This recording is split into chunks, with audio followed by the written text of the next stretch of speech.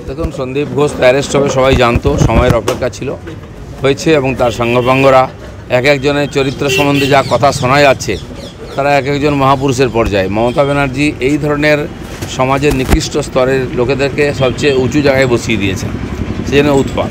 কিন্তু যে আন্দোলন চলছে, বিশেষ করে কালকে জুনিয়র ডাক্তাররা যে ধরনের আন্দোলন করেছেন, তাদেরকে স্যালুট করতে হয়। রাত অবধি বসে থেকেছেন যে জিদ নিয়ে তারা। তো আমি সত্যি আমরা অবাক হয়েছি যে এই ধরনের আন্দোলন, একটা মাস মুভমেন্টকে নেতৃত্ব দিয়ে তারা এগিয়ে নিয়ে যাচ্ছেন। সারা সময় তাদের সঙ্গে আছে, আমরাও তাদের সঙ্গে আছি। কালকে বিজেপিও সমস্ত জেলাতে ডিএম অফিস ঘেরাও করে আন্দোলন করেছে। সার্বিকভাবে যেটা আমরা ভেবেছিলাম যে দুর্গাপূজার দিকে গেলে কমে যাবে আন্দোলনের বেগ, কিন্তু দিনকে দিন বাড়ছে। আর মমতা ব্যানার্জি পেছন দিকে সরছেন।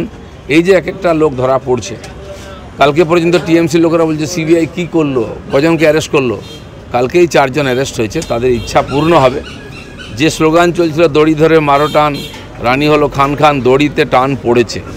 সময়ের অপেক্ষা করুন, এই সরকারটাই খান খান হবে। কারণ যত দিন যাচ্ছে তত ভয় পাচ্ছে, তত বেশি অমানবিক ব্যবহার করছে। তাদের এমএলএরা, এমপিরা, নেতারা যে ধরনের কমেন্ট করছেন, কোনো ভদ্র সমাজে এটা হতে পারে না। মহিলাদের প্রতি, পীড়িতার প্রতি, আন্দোলনকারীদের প্রতি এরা কি চাইছেন?